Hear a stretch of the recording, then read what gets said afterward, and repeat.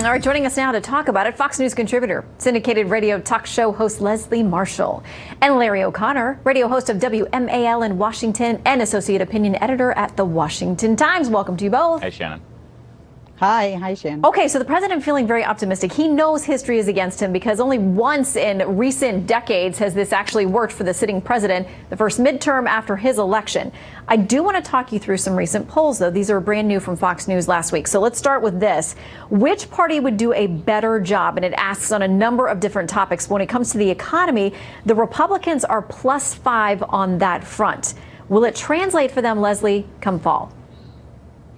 I don't think so, because what has to translate is what people are saying right now with this legislation: show me, not the corporations, the money. Now, there are some corporations that are doing some great things, but that's not the majority of them. And this trickle-down economics hasn't worked in the past, and it's going to be, what do the voters feel? It's not just that, Shannon, because it's not just about money. What we're seeing, and Democrats are very surprised that they're out there talking about health care. Health care is a big issue for both Democrats and Republicans coming into the midterm, and that's an area where they look at Republicans failing them, not only with increased costs, but with less coverage going forward. And where we're seeing in some states, in the state legislatures, that we're seeing some areas that Trump won in double digits, even 20 percentage points, we're seeing Democrats take some of those over. I don't think we're going to see a blue tsunami, but I do think we are going to see a blue wave. All right, another poll that came out last week. How are you feeling about the U.S. economy? And this was asked across party lines.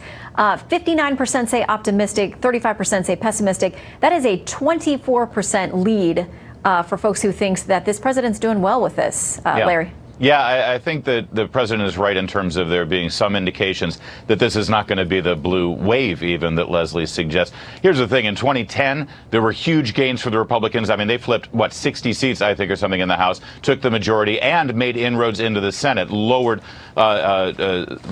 the majority the Democrats had. And then in 2014, they took over the majority of the Senate. I think this time around, Republicans are actually going to gain. The seats are in their favor. The seats that are up for grabs are in their favor. They'll gain seats in the Senate. They may lose seats in the House, but as of now, I don't think they're going to lose the majority. So he will actually overcome expectations, is what is usually done. He's overcome expectations.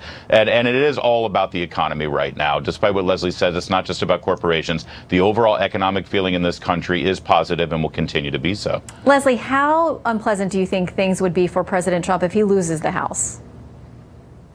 Well, I think the way the president is, he'll tweet a different spin to the reality there, Shannon.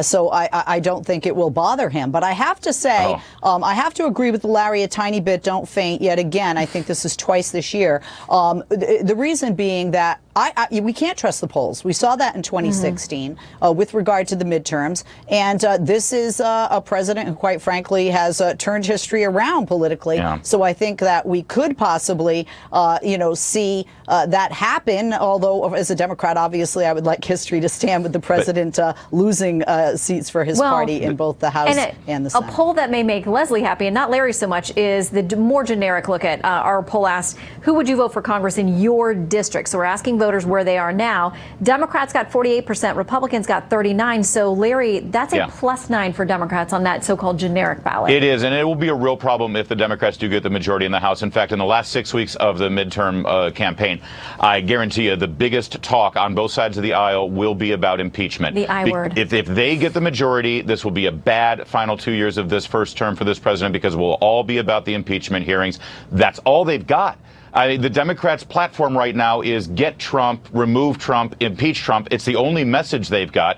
And their voters, if they do give them the majority in the House, they're going to expect impeachment hearings. And this country requires our government to actually get something done, not just focus on President Trump and so-called Russian collusion. Well, they haven't been doing much, the American people think. I mean, they've got the worst rating in the country. I think they're behind dentists and terrorists. No, I think the media is worse right now, Jim. I mean, Congress. But that's not your fault. Listen, we try. We aim to please. We try to do our jobs here every day. But the truth is the polling is really terrible for Congress. And, people don't care which party is in charge. They generally hate it. So we'll see how it all translates. Leslie and Larry, always great to have you both. Thank you.